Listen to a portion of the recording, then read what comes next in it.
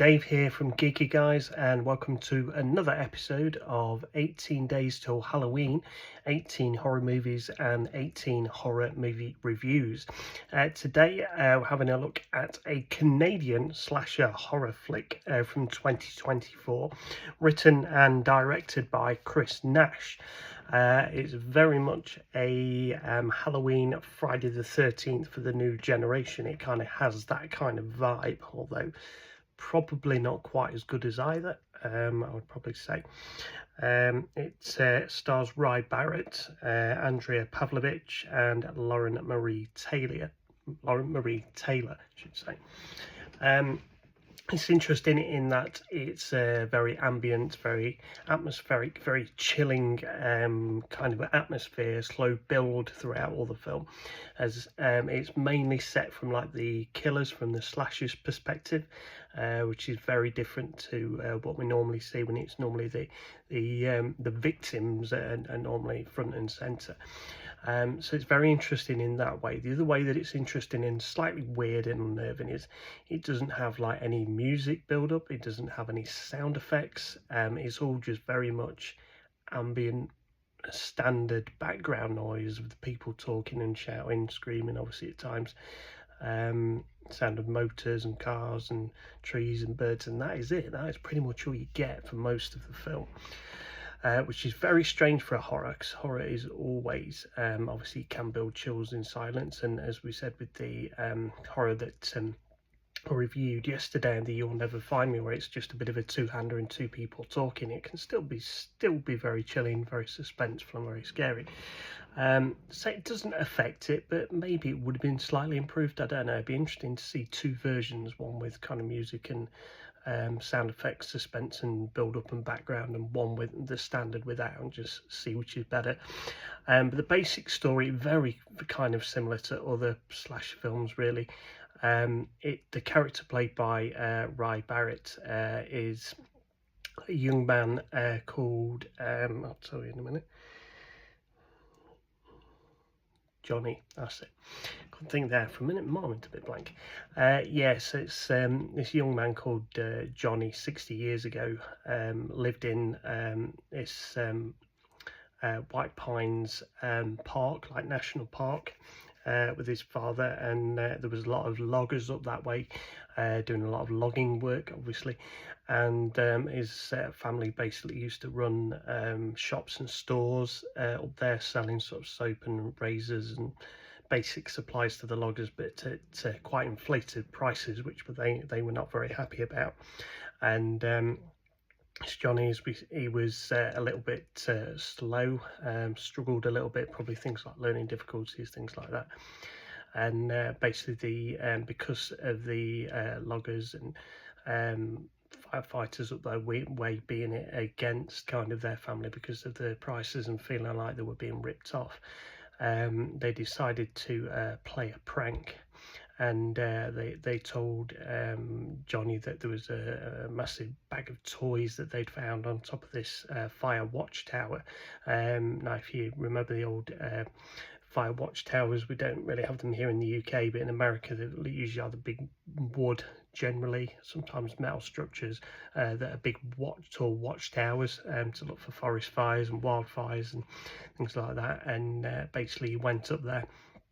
They decided to put a fireman's mask on one of the loggers to scare him, and he fell backwards and like hit the floor, snapped his neck, which was pretty nasty.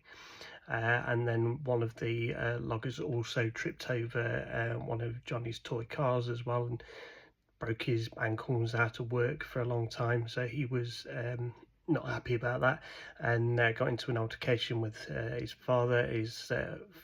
Johnny's father, ended up getting killed.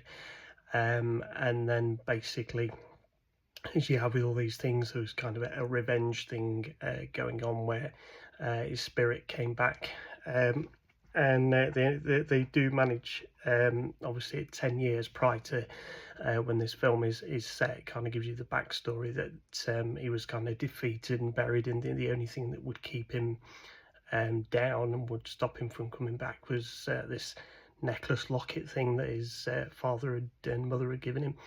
And as you would imagine, obviously somebody removes this necklace from the remains of this old fire watchtower, and it reanimates him and brings him back. And he's very much in the vein of Jason Voorhees, where like you can shoot him and slow him down, but you can't stop him, you can't kill him. He can breathe, and well, we can survive underwater. He doesn't need to breathe anything like that, so he can just go under the water for as long as he wants. And it's yeah, very much in that vein. It kind of feels a lot of the time, because it's quite slow, and there's a lot of just him walking through the woods between kills and trying to find this necklace locket thing that's gone missing, basically kill anybody that has taken it or that gets in his way. And basically it does slow it down in that way, with it being from his perspective, because you kind of just seeing the slow build up. But it's quite an interesting way of doing it. It makes it a little bit different. It does seem as though at first as though it might be quite tame, and then when you do start with like the kills and they start building up, they can and do get quite gruesome and quite gnarly. Probably probably worse than some of the ones we've seen in Friday the 13th and Halloween and Nightmare on Elm Street, which is which is something, because a lot of those are quite bad. So yeah, some pretty nasty deaths and kills in there, so probably don't be eating too much when you watch it. But yeah, it's an interesting film. It's not going to win any major awards, as I say. I think that's what they were going for, kind of a Friday the 13th for the new generation, set in a national park rather than in like a summer camp, coming out of the ground rather than coming out of a lake. Kind of you can see where those parallels are and what they've been inspired for when making this film, how where the inspirations come from. But it's still worth a watch, still all right, still interesting enough to keep you interested and keep you watching it. In terms of anything additional, it premiered in the midnight section of the Sundance Film Festival on January 22nd, 2024, was released in US and Canada by IFC Films on May 31st, and then was released on Shudder late in the year. It grossed 3 million in its first week, which is pretty good for that kind of film, with it being a low budget horror. That's pretty good, to be honest, to be fair. Yeah, 4.6 million at the box office. Not sure what the budget was, but that's pretty good for that kind of horror film. It was filmed in the Kawartha Lakes area of central Ontario, and they did move shooting, so it didn't seem quite right in that locale, to the Algoma district, Ontario, near Sault Ste. Marie, apparently. So that was very interesting. And also there's a lot of we talked about obviously the filming style, and it's very slow, and from the killer's perspective a lot of it's from distance as well, which is a bit different. It's not always like close up. There's things that happen that you see from a distance, which is interesting, makes it a little bit different.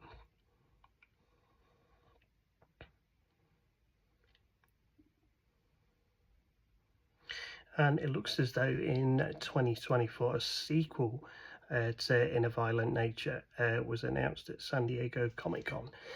So we could have another one of those coming out potentially in the next couple of years. But yeah, In a Violent Nature, yeah, decent film, worth watching. Like I say, it's not going to do anything too visionary, too amazing. Not a lot that's been done pretty similar before. Not going to win any major awards, but what it does well. And as I say, it does surprise you in some places with how sort of brutal and grisly it is. So yeah, I'd recommend watching it.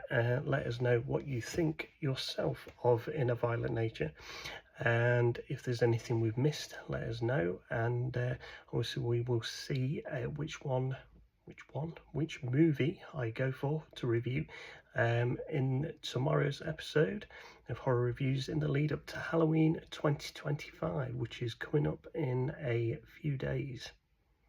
See you tomorrow.